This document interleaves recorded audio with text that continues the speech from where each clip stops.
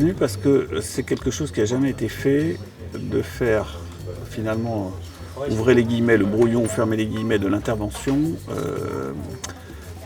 en 3D et en ayant les instruments et les os dans les mains. Voilà.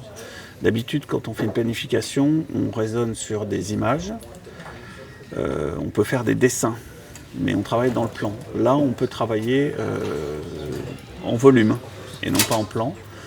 Et ça, à ma connaissance, ça n'a jamais été fait nulle part. Donc ça, c'est intéressant comme nouveau concept. Alors l'autre chose, c'est que c'est complètement nouveau et que c'est un vrai saut qualitatif par rapport à ce qui se fait depuis des décennies. Ça correspond à ce que j'attendais.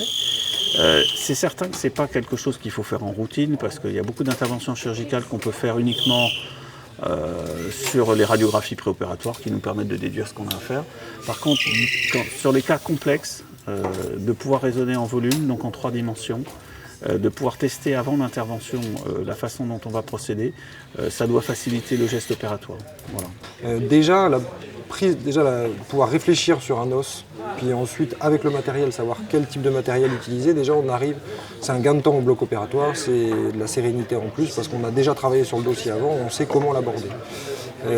En plus, pouvoir être chapeauté par les plus anciens qui nous expliquent comment réfléchir et quel type d'ostotomie pouvoir la faire sur l'os s'entraîner avant, c'est une pédagogie très intéressante pour les plus jeunes, ouais. Même pour nous.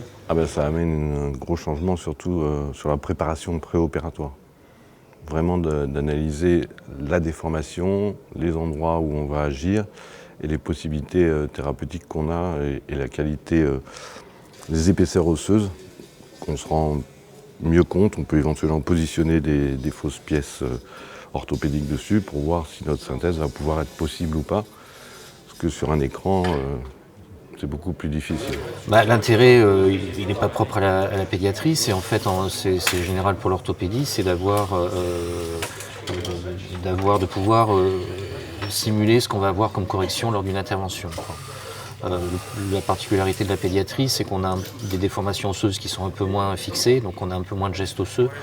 Donc l'intérêt est peut-être un peu moindre sur des modèles osseux comme ça, mais d'un autre côté, on a beaucoup de corrections dans les 3 plans de l'espace. Et là, du coup, ça prend tout son intérêt par rapport à l'acquisition scanner et puis après la visualisation sur un modèle entier, quoi. Plutôt que de s'envoyer 2 radios ou de s'appeler, on va pouvoir s'envoyer des documents qui sont vraiment pertinents et en plus, on va pouvoir chacun proposer des solutions et en plus les mettre en œuvre et les simuler avant.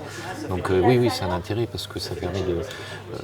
Aujourd'hui, on s'envoie des photos, on décrit les choses, mais là, on peut les manipuler et on peut même imaginer qu'on s'amuse à faire l'opération avant l'opération et chacun de son côté va pouvoir dire moi je vais faire ça, mais je te montre ce que ça donne et on confronter nos expériences. Donc c'est un réel intérêt pour nous, ça nous permet d'aller plus loin, mais aussi pour le patient, parce que du coup on peut proposer dans les cas complexes des solutions beaucoup plus personnalisées et adaptées.